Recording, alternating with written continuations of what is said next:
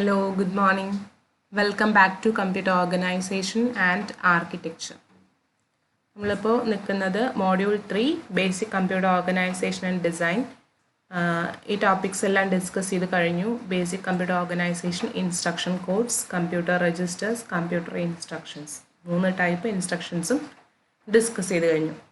ഇപ്പോൾ നിങ്ങൾക്കൊരു ഇൻസ്ട്രക്ഷൻ എന്താണെന്ന് അറിയാം. 3 ടൈപ്പ് ഇൻസ്ട്രക്ഷൻ ഉണ്ട്. മെമ്മറി റെഫറൻസ് ഇൻസ്ട്രക്ഷൻ എന്താണെന്നറിയാം, അതിന് എക്സാമ്പിൾ അറിയാം. രജിസ്റ്റർ റെഫറൻസ് ഇൻസ്ട്രക്ഷൻ എന്താണെന്നറിയാം, അതിന് എക്സാമ്പിൾ അറിയാം. ഇതൊക്കെ അറിയാം.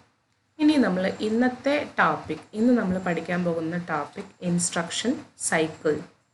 ഒരു ഇൻസ്ട്രക്ഷൻ്റെ എക്സിക്യൂഷൻ എങ്ങനെയാണ് നടക്കുന്നത്. അപ്പോൾ ഒരു ഇൻസ്ട്രക്ഷൻ എക്സിക്യൂട്ട് ചെയ്യുന്നതിൻ്റെ ഫുൾ സ്റ്റേജസ് ആണ് ഇൻസ്ട്രക്ഷൻ സൈക്കിൾ.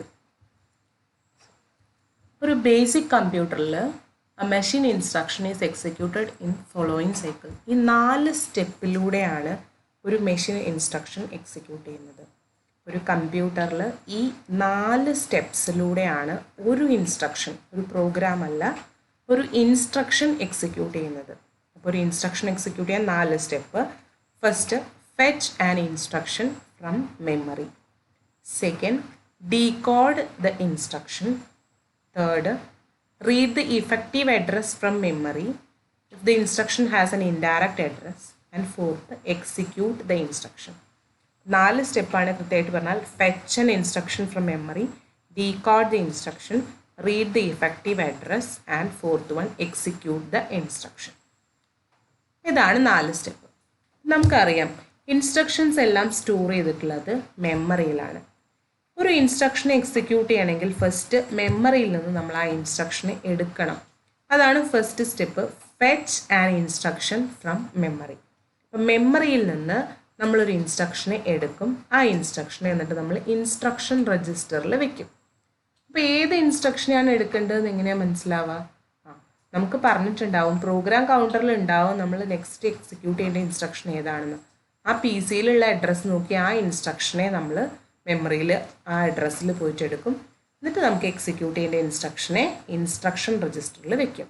അതാണ് ഫസ്റ്റ് സ്റ്റെപ്പ്.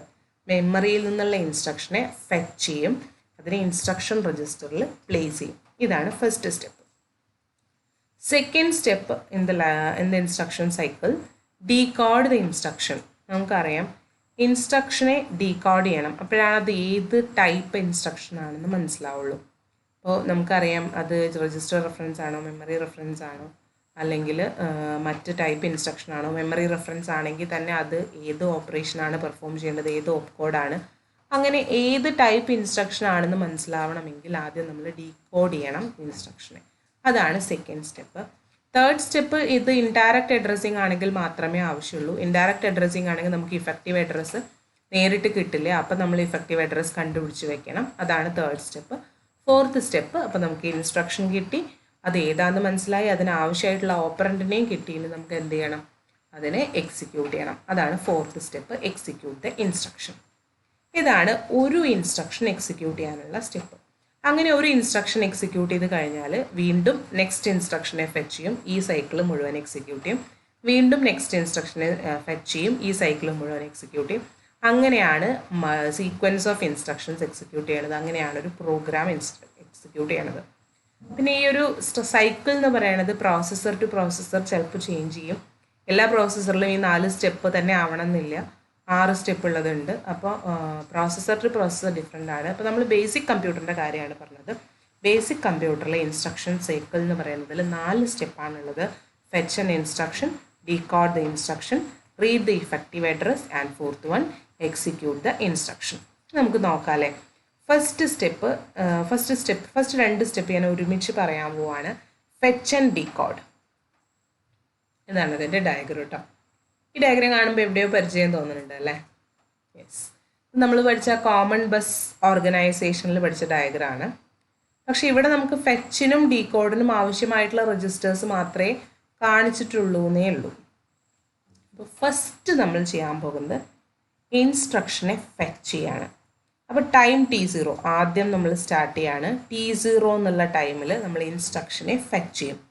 എന്താണ് ഫെച്ച് ചെയ്യുക എന്ന് പറയുമ്പോൾ നടക്കുന്ന പ്രോസസ്സ്? ആക്ച്വലി ഫെച്ച് ചെയ്യാന്ന് പറയുമ്പോൾ എന്താ നടക്കുക? പ്രോഗ്രാം കൗണ്ടറിൽ ഉണ്ടായിരിക്കും നമുക്ക് എക്സിക്യൂട്ട് ചെയ്യേണ്ട ഇൻസ്ട്രക്ഷൻ്റെ അഡ്രസ്സ്. ആ അഡ്രസ്സ് എക്സിക്യൂട്ട് ചെയ്യേണ്ട ഇൻസ്ട്രക്ഷൻ്റെ അഡ്രസ്സിനെ പ്രോഗ്രാം കൗണ്ടറിൽ നിന്ന് നമ്മളൊരു അഡ്രസ് രജിസ്റ്ററിലേക്ക് വെച്ചു. അഡ്രസ് രജിസ്റ്ററിൽ എന്തുണ്ട്? നമുക്ക് എക്സിക്യൂട്ട് ചെയ്യേണ്ട ഇൻസ്ട്രക്ഷൻ്റെ അഡ്രസ്സ് ഉണ്ട്. അപ്പോൾ T0 ടൈമിംഗ് സിഗ്നലിൽ എന്താണ് നടക്കുന്നത്? T0 ടൈമിംഗ് സിഗ്നലിൽ പി സിയിൽ ഉണ്ട് നെക്സ്റ്റ് എക്സിക്യൂട്ട് ചെയ്യേണ്ട ഇൻസ്ട്രക്ഷൻ്റെ അഡ്രസ്സ്. അതിനെ നമ്മൾ അഡ്രസ് രജിസ്റ്ററിലേക്ക് വെച്ചു. പി സിയിൽ നിന്ന് അഡ്രസ് രജിസ്റ്ററിലേക്ക് വെച്ചു.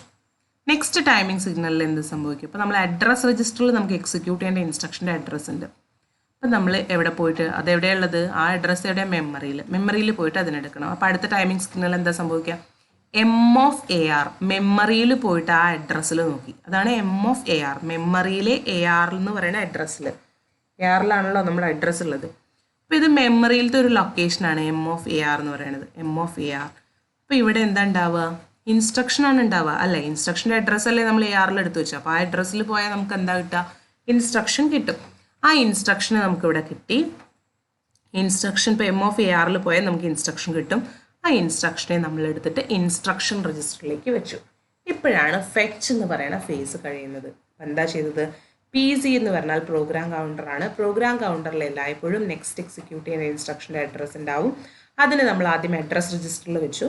മെമ്മറിയിൽ പോയിട്ട് ആ അഡ്രസ്സിൽ നിന്നും ആ ഒരു ഇൻസ്ട്രക്ഷനെ എടുത്തിട്ട് അത് ഇൻസ്ട്രക്ഷൻ രജിസ്റ്ററിൽ വെച്ചു. T0 T1 രണ്ട് ടൈമിംഗ് സിഗ്നലിലാണ് ഇത് നടക്കുന്നത്. ഈ ബ്രാക്കറ്റിൽ കൊടുത്തിട്ടുള്ള എന്താണെന്ന് നോക്കാം അല്ലേ? അതായത്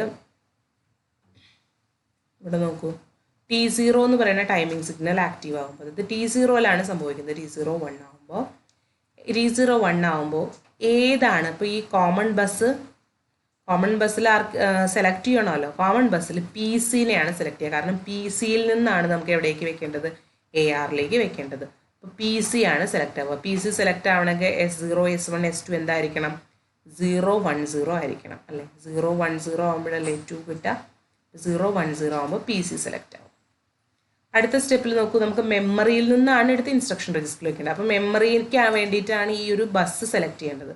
അതുകൊണ്ടാണ് ഇവിടെ എന്ത് സംഭവിക്കുന്നത്? S0 S1 S2 1 1 1 ആവുന്നത് T1 ടൈമിങ്ങിൽ. ഇപ്പോൾ T0 ടൈമിൽ S0 S1 S2 എന്തായിരിക്കും? 0 1 0 ആയിരിക്കും. അപ്പോൾ PC ആണ് ആ കോമൺ ബസ് ഉപയോഗിക്കുക.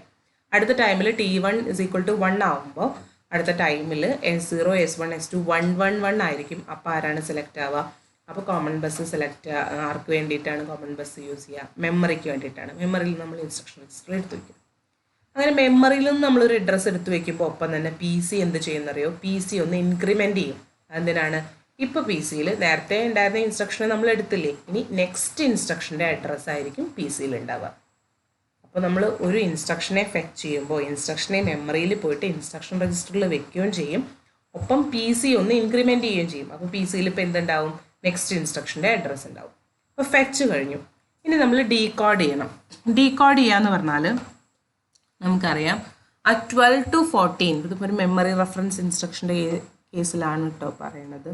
ഡീകോഡ് ചെയ്യാന്ന് പറഞ്ഞാൽ അല്ലെങ്കിൽ തന്നെ 12 to 14 നമ്മുടെ ഓപ്പ് കോഡ് ഉള്ളത്.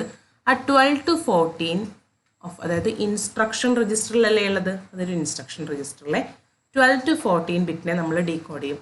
അത് D0 തൊട്ട് D7 വരെ ഏതാണെന്ന് നോക്കും. D0 തൊട്ട് D6 വരെ എന്താണെന്ന് നമുക്കറിയാം? മെമ്മറി റെഫറൻസ് ഇൻസ്ട്രക്ഷൻ ആണെന്ന് അറിയാം അല്ലേ? 0 0 0നെയാണ് നമ്മൾ D0 എന്ന് റെപ്രസെൻറ്റ് ചെയ്യുന്നത്.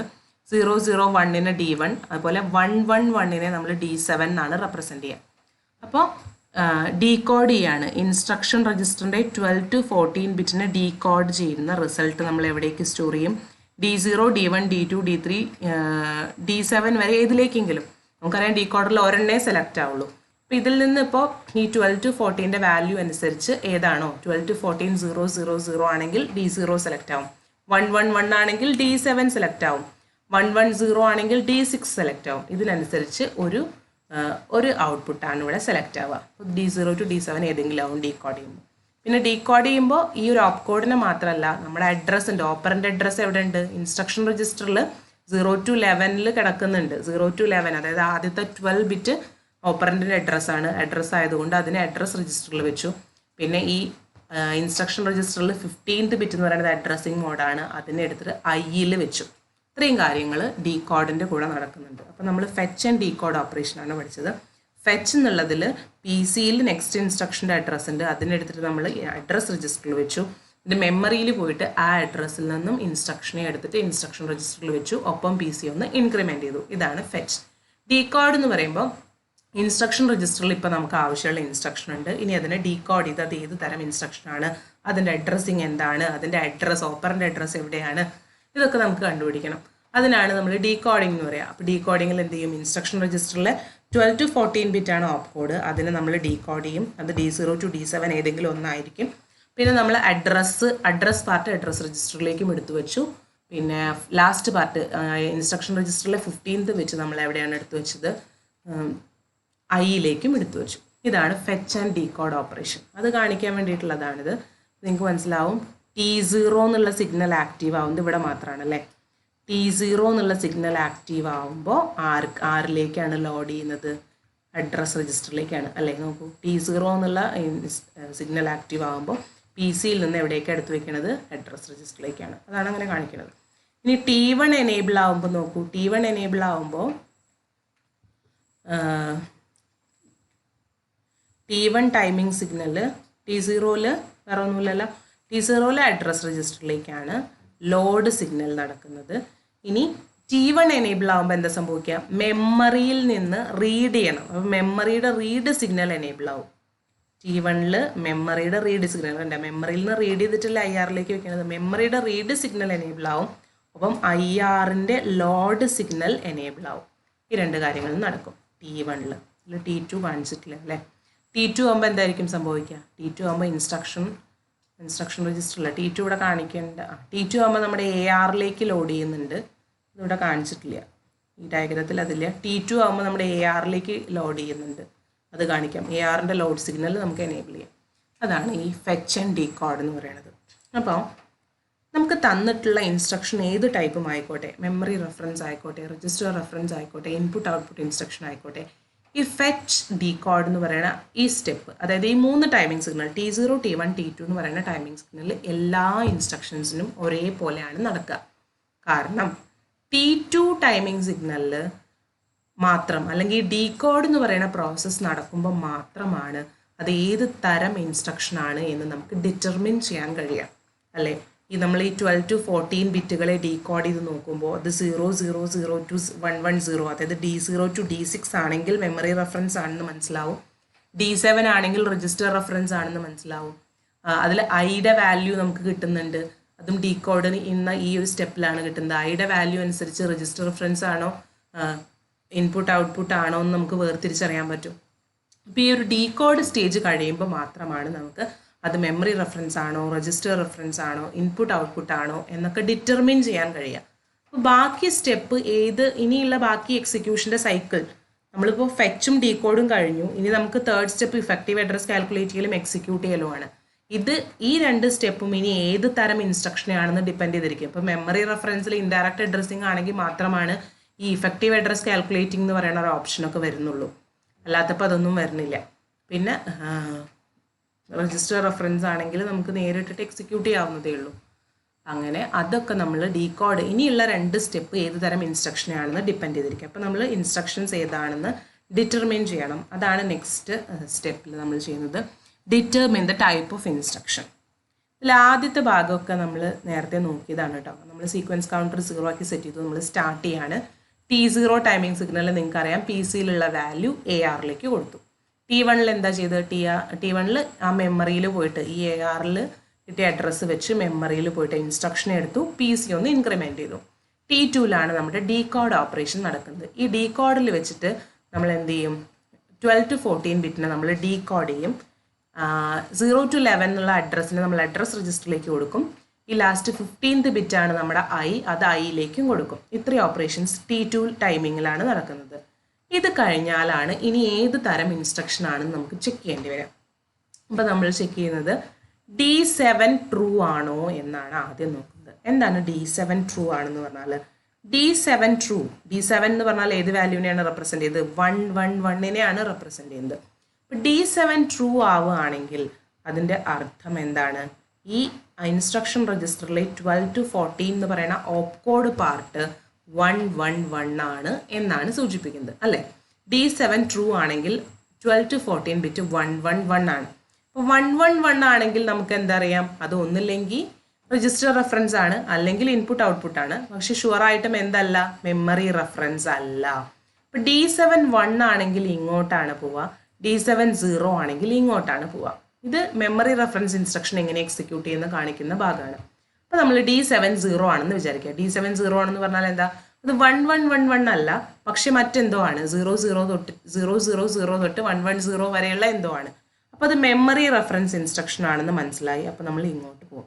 മെമ്മറി റെഫറൻസ് ഇൻസ്ട്രക്ഷൻ ആണെങ്കിൽ അതിൽ ഡയറക്റ്റ് അഡ്രസ്സിംഗ് ഉണ്ട്, ഇൻഡയറക്റ്റ് അഡ്രസ്സിംഗ് ഉണ്ട്. അത് എവിടെ നോക്കിയാലാണ് നമുക്ക് മനസ്സിലാവുക, ഐ നോക്കിയാലാണ് മനസ്സിലാവുക. അപ്പോൾ നമ്മൾ ഐയുടെ വാല്യൂ ചെക്ക് ചെയ്തു.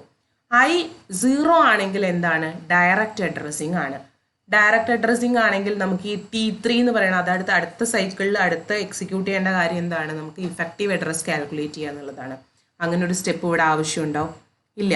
ഡയറക്റ്റ് ആയിട്ട് അഡ്രസ് തന്നിട്ടുണ്ട്, അപ്പോൾ ഇഫക്റ്റീവ് അഡ്രസ് കാൽക്കുലേറ്റ് ചെയ്യേണ്ട ആവശ്യമില്ല. അപ്പോൾ ഈ T3 ടൈമിംഗ് സിഗ്നലിൽ അതൊന്നും ചെയ്യില്ല. T4 ടൈമിംഗ് സിഗ്നലിൽ അത് എന്ത് ചെയ്യും, എക്സിക്യൂട്ട് ചെയ്യും. എന്നിട്ട് നേരെ അടുത്ത ഇൻസ്ട്രക്ഷനെ ഫെച്ച് ചെയ്യാനായിട്ട് പോകും. ഇനി അത് മെമ്മറി റെഫറൻസ് ഇൻസ്ട്രക്ഷൻ തന്നെയാണ്, പക്ഷെ I1 ആണ്. I1 ആണെങ്കിൽ എന്താണ് അർത്ഥം, അതൊരു ഇൻഡയറക്റ്റ് അഡ്രസ്സിംഗ് ആണ്. അപ്പോൾ നമുക്ക് എന്ത് ചെയ്യണം, ആ M(AR)നെ വീണ്ടും AR-ലേക്ക് എടുത്തു വെച്ചു അല്ലേ. M(AR) എന്ന് പറയുന്നത് നമുക്ക് കിട്ടേണ്ട ഡേറ്റ അല്ല, അവിടെ നമുക്ക് കിട്ടേണ്ട അഡ്രസ്സ് ഇല്ല. AR-ൽ നമ്മൾ അഡ്രസ്സ് എടുത്തു വെച്ചിട്ടുണ്ടായിരുന്നു, പക്ഷെ അവിടെ പോയപ്പോൾ നമുക്ക് കിട്ടിയില്ല ഡേറ്റ, ഓപ്പറൻറ്റിനെ കിട്ടിയില്ല, നമുക്ക് വീണ്ടും ഒരു അഡ്രസ്സാണ് കിട്ടിയത്. അപ്പോൾ നമ്മൾ അതിനെ അഡ്രസ് രജിസ്റ്ററിലേക്ക് എടുത്തു വെച്ചു. എന്നിട്ട് അവിടെ അതാണ് അതിൻ്റെ ഇഫക്റ്റീവ് അഡ്രസ്സ്. ഇപ്പോൾ ഈ പറയുന്നതാണ് ഇഫക്റ്റീവ് അഡ്രസ്സ്. ഇനി അത് വെച്ചിട്ട് വേണം എക്സിക്യൂട്ട് ചെയ്യാൻ. അപ്പോൾ T3 ടൈമിംഗ് സിഗ്നലിൽ നമ്മൾ അതിൻ്റെ ഇഫക്റ്റീവ് അഡ്രസ്സ് കണ്ടുപിടിച്ചു. T4 ടൈമിംഗ് സിഗ്നലിലാണ് എക്സിക്യൂട്ട് ചെയ്യുന്നത്. ഇപ്പോൾ ഒരു ക്ലിയർ പിക്ചർ കിട്ടിയോ, എന്താണ് നമ്മൾ ചെയ്യുന്നത്. ഇപ്പോൾ ഞാൻ പറയട്ടെ, ഒരു ഡയറക്റ്റ് അഡ്രസ്സിംഗ് ഉള്ള ഒരു മെമ്മറി റെഫറൻസ് ഇൻസ്ട്രക്ഷൻ ആണെങ്കിൽ T0 T1 ടൈമിൽ അതിനെ ഫെച്ച് ചെയ്യും, T2ൽ ഡീകോഡ് ചെയ്യും, T3ൽ ഒന്നും ചെയ്യാനില്ല, T4ൽ അതിനെ എക്സിക്യൂട്ട് ചെയ്യും. ഇൻഡയറക്റ്റ് അഡ്രസ്സിംഗ് ആണെങ്കിലോ T0 T1ൽ ഫെച്ച് ചെയ്യും, T2ൽ ഡീകോഡ് ചെയ്യും, T3ൽ അതിൻ്റെ ഇഫക്റ്റീവ് അഡ്രസ് കണ്ടുപിടിക്കും, T4ൽ എക്സിക്യൂട്ട് ചെയ്യും. എക്സിക്യൂട്ട് ചെയ്ത് കഴിഞ്ഞാൽ ഈ സൈക്കിൾ വീണ്ടും കണ്ടിന്യൂ ചെയ്യാൻ നെക്സ്റ്റ് ഇൻസ്ട്രക്ഷനെ ഫെച്ച് ചെയ്യാനായിട്ട് പോകും. ഇത് മെമ്മറി റെഫറൻസ് ഇൻസ്ട്രക്ഷൻ അല്ല, D7 ട്രൂ ആണെന്ന് വിചാരിക്കുക. D7 ട്രൂ ആണെങ്കിൽ അത് എന്താണ്, രജിസ്റ്റർ റെഫറൻസോ IO ഇൻസ്ട്രക്ഷനോ ആണ്. അപ്പം നമ്മൾ അത് ചെക്ക് ചെയ്തു, ഐ ചെക്ക് ചെയ്തു. I1 ആണെങ്കിൽ അതെന്താണ്, IO ആണ്. I0 ആണെങ്കിൽ അത് രജിസ്റ്റർ റെഫറൻസ് ആണ്. അപ്പം I0 ആണെങ്കിൽ രജിസ്റ്റർ റെഫറൻസ് ആണ്. രജിസ്റ്റർ റെഫറൻസ് ആകുമ്പോൾ ഈ തേർഡ് സ്റ്റെപ്പിൻ്റെ കാര്യമില്ല, ഇഫക്റ്റീവ് അഡ്രസ് കാൽക്കുലേറ്റ് ചെയ്യേണ്ട ആവശ്യമില്ല, നേരിട്ട് രജിസ്റ്റർ വെച്ച് ചെയ്താൽ മതി. അപ്പോൾ T3 ടൈമിംഗ് സിഗ്നലിൽ തന്നെ എന്ത് നടക്കും, എക്സിക്യൂഷൻ നടക്കും. എന്നാൽ ഇൻപുട്ട് ഔട്ട്പുട്ട് ആണെങ്കിൽ നമുക്ക് ഇഫക്റ്റീവ് അഡ്രസ് കാൽക്കുലേറ്റ് ചെയ്യേണ്ട ആവശ്യമില്ല, ഇവിടെ എക്സിക്യൂഷൻ നടക്കും. എന്നിട്ട് നെക്സ്റ്റ് ഇൻസ്ട്രക്ഷനെ ഫെച്ച് ചെയ്യാൻ പോകും. മെമ്മറി റെഫറൻസ് ഇൻസ്ട്രക്ഷനിലാണ്, അതും ഇൻഡയറക്റ്റ് അഡ്രസ്സിങ്ങിലാണെങ്കിൽ മാത്രമാണ് നമ്മൾ T4 ടൈമിംഗ് സിഗ്നൽ വരെ പോകുന്നത്. ഇതാണ് നമ്മളുടെ ഇൻസ്ട്രക്ഷൻ സൈക്കിൾ എന്ന് പറയുന്നത്. ഒരു ഇൻസ്ട്രക്ഷനെ ഫെച്ച് ചെയ്തു, ഇവിടെ ഡീകോഡ് ചെയ്തു. ഈ T3ലാണ് നമ്മൾ അതിന് എന്ത് ചെയ്യുന്നത്, T3ൽ ഇൻസ്ട്രക്ഷൻ അനുസരിച്ച് ഡിഫറെൻ്റ് ആയിരിക്കും. ഇതിൽ രണ്ടിലും T3ൽ നമ്മൾ എക്സിക്യൂട്ട് ചെയ്തു, ഇവിടെ നമ്മൾ ഇഫക്റ്റീവ് അഡ്രസ് കാൽക്കുലേറ്റ് ചെയ്തു, ഇവിടെ നമ്മളൊന്നും ചെയ്തില്ല. ഒരേ തരത്തിലുള്ള ഡിസൈൻ ആയതുകൊണ്ടാണ് ഇവിടെ നമ്മൾ ബ്ലാങ്ക് ആക്കിയിട്ടുള്ളത്. പിന്നെ നമ്മൾ T4ലാണ് അതിനെ എക്സിക്യൂട്ട് ചെയ്തത്. ഇങ്ങനെയാണ് ഒരു ഇൻസ്ട്രക്ഷൻ സൈക്കിൾ എന്ന് പറയുന്നത്. അപ്പോൾ 4 സ്റ്റെപ്പിലൂടെയാണ് ഒരു ഇൻസ്ട്രക്ഷൻ എക്സിക്യൂട്ട് ചെയ്യുന്നത്. ആദ്യത്തെ 2 സ്റ്റെപ്പ് ഏത് ടൈപ്പ് ഇൻസ്ട്രക്ഷൻസിനും കോമൺ ആണ്. അടുത്ത step, 3rd 4th step type of ഇൻസ്ട്രക്ഷനെ ഡിപ്പെൻഡ് ചെയ്ത് വ്യത്യാസം വരും. അതാണ് ഇങ്ങനെ ഇത് കാണിച്ചിട്ടുള്ളത്. ഓക്കെ, ക്ലിയർ ആയെന്ന് വിചാരിക്കുന്നു. ഡൗട്ട്സ് എന്തെങ്കിലും ഉണ്ടെങ്കിൽ കറക്റ്റായിട്ട് നിങ്ങളുടെ ഡൗട്ട് എന്താണെന്ന് മനസ്സിലാക്കിയിട്ട് ഗ്രൂപ്പിൽ ചോദിക്കാം. Okay, thank you.